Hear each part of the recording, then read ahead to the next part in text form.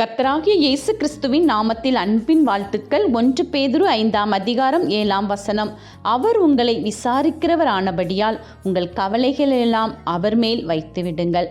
பிரியமானவர்களே, நாம் வாழும் இந்த உலகத்தில் நமக்கு அநேக கவலைகள் உண்டு, கலக்கங்கள் உண்டு, வேதனைகள் உண்டு, அவமானங்கள் உண்டு.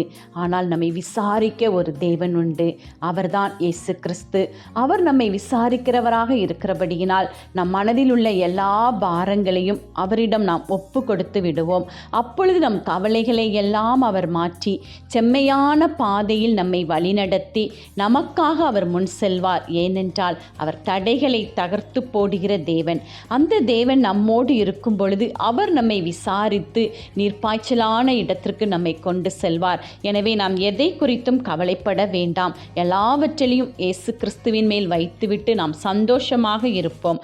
அவரே நமக்காக முன் செல்வார். அவரே யுத்தம் செய்வார். ஆமேன்.